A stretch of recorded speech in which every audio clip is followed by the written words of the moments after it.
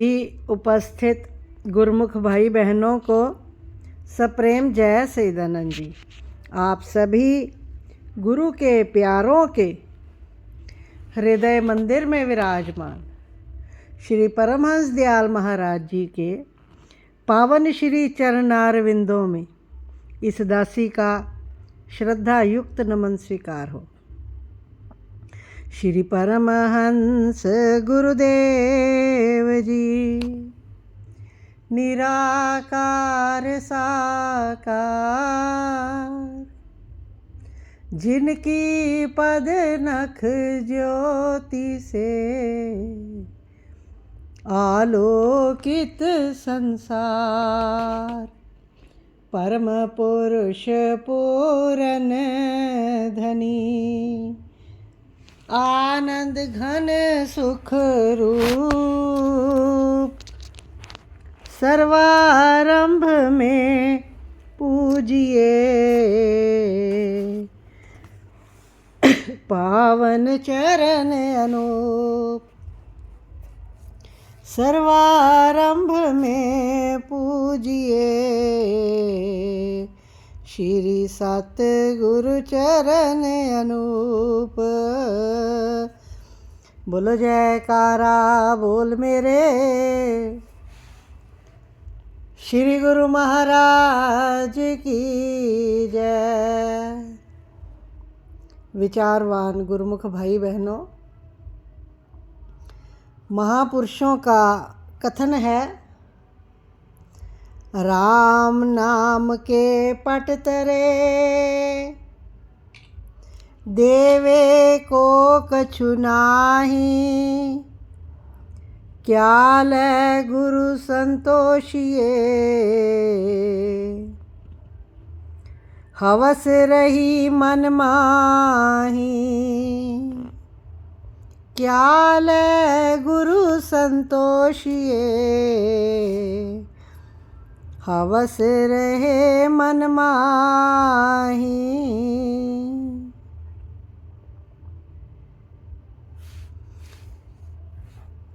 अपने सतगुरु देव, अपने इष्ट देव महाप्रभु को गुरुमुख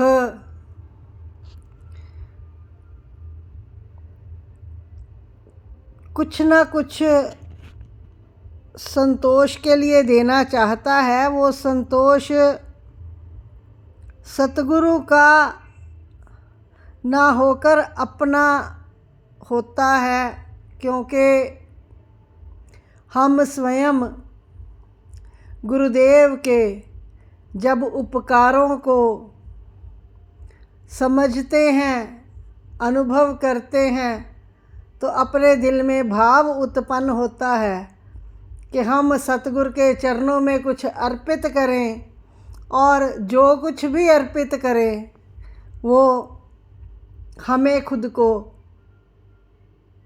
कम तर से कम तरीन लगता है,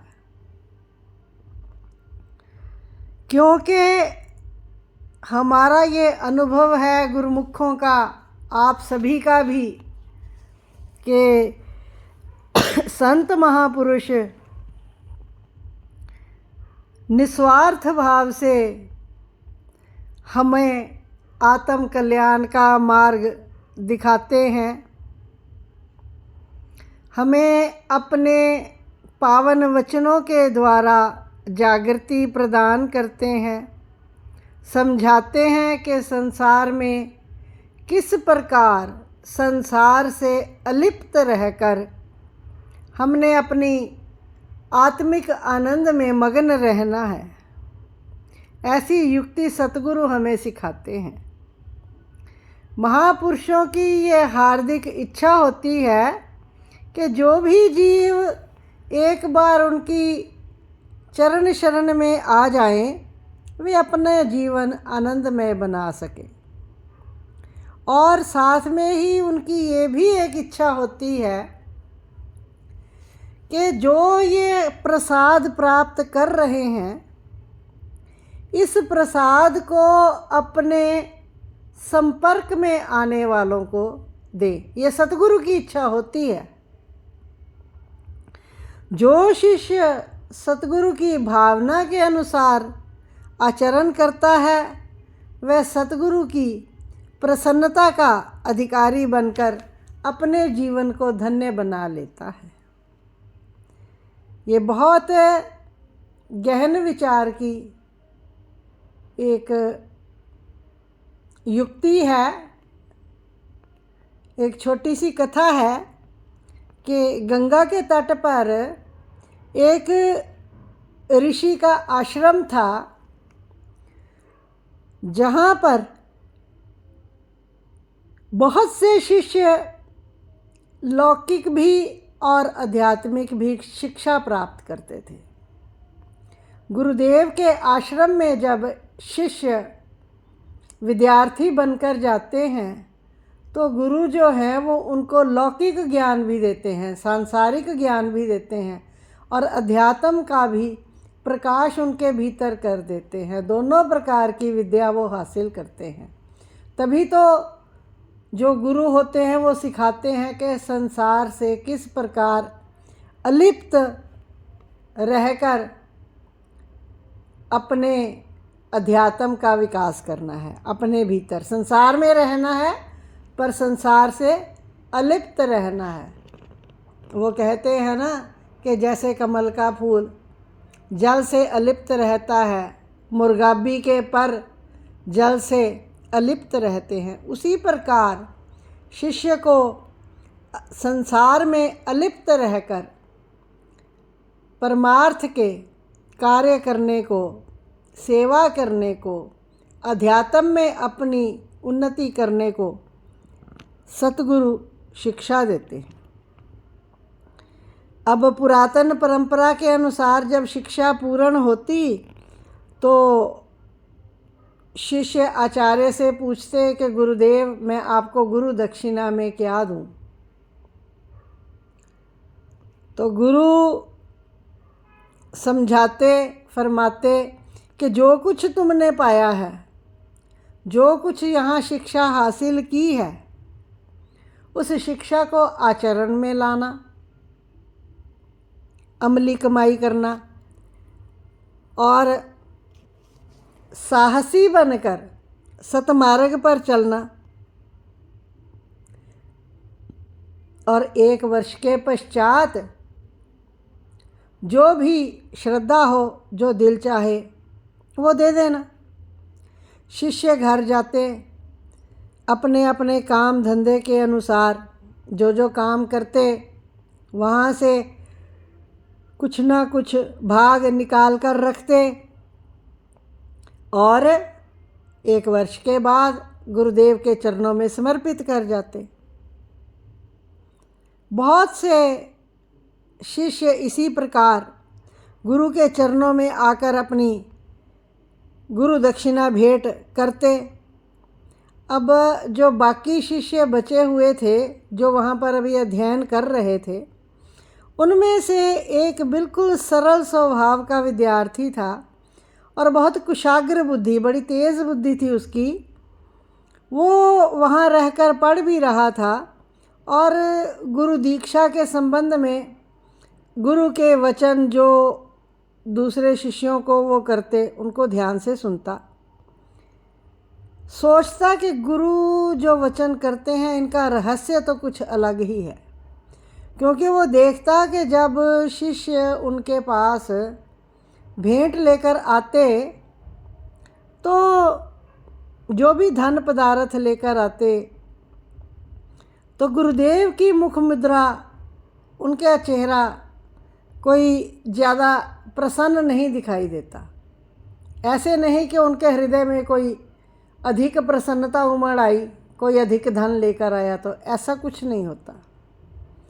अब वो जानता रहा, विचारता रहा और उसने गुरुदेव के वचनों के रहस्य को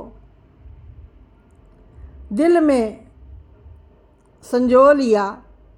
जब उसकी शिक्षा पूरी हुई तो उसने गुरुदेव से प्रश्न किया, गुरुदेव गुरु दक्षिणा में मैं आपको क्या दूं? वही उत्तर मिला। गुरुदेव ने कहा, जो तुमने यहाँ से हासिल किया है, जो कुछ भी ज्ञान अर्जित किया है उसको उपयोग में लाना, उस पर चलना, करनी करना, अमल में लेके आना और हौसले के साथ अपना कार्य व्यवहार करो। 1 वर्ष के बाद जो भी दिल में आए, जो दे सको वो दे जाना। 1 वर्ष के बाद वो शिष्य जो बड़ा ही सरल था पर कुशाग्र बुद्धि था, 1 वर्ष के बाद वो गुरुदेव के आश्रम में लौटता है, गुरु चरणों में प्रणाम करता है, दंडवत वंदन करता है और श्रद्धापूर्वक गुरु के चरणों में विनम्र विनती करता है, गुरुदेव मैं गुरु दक्षिणा देने आया हूँ। गुरु फिर पूछते हैं, प्रश्न करते हैं, बेटा क्या लेकर आए हो? तभी वो 10 मनुष्यों को अपने साथ, जिनको साथ लेकर आया था, तो 10 मनुष्यों ने साष्टांग दंडवत प्रणाम कर दिया गुरुदेव को कि हे गुरुदेव, हम आपकी शरण में आए हैं, आप हमें अपने वरद हस्त के नीचे ले लीजिए। और जो शिष्य उनको साथ लेकर आया था विनय करता है कि गुरुदेव मैं गुरु दक्षिणा में ये 10 शिष्य आपके लिए लेकर आया हूँ। आपने जो मुझे शिक्षा दी, जो मुझे सिखाया, मैंने उस शिक्षा को इन तक पहुँचाया। ये बहुत प्रभावित हुए और इन्होंने ये विचारधारा पक्की कर ली है कि ये भी आपकी आज्ञा के अनुसार प्रभु भक्ति करके सत्संग सेवा में, नाम सिमरन में, अध्यात्म में ये अपना जीवन लगाएंगे। इन्होंने दृढ़ संकल्प कर लिया है। तो आप इनके मायावी विचारों को हटाकर इनको अपनी शरण में ले लीजिए और भक्ति की ओर दृढ़ कर दीजिए। इनको गुरु मंत्र प्रदान कीजिए ताकि ये आपके मार्गदर्शन में अपने जीवन को सफल बना सकें और आपकी कृपा के पात्र बन सकें। अब गुरुदेव का हृदय अपार हर्ष से फूल गया। फरमाने लगे कि ये सच्ची गुरु दक्षिणा है, ये सच्ची भेंट है जो तुम हमारे लिए लाए हो, क्योंकि तुमने जो हमसे आध्यात्मिक रूप से हासिल किया, जो कुछ प्राप्त किया, जो सीखा, उसको सर्वश्रेष्ठ बांटा है, उसको सब में बांटा है। और ये सब आपके व्यवहार से प्रभावित होकर आपके गुरु के चरणों में आ गए हैं। तो ये सबसे सर्वोच्च गुरु दक्षिणा है।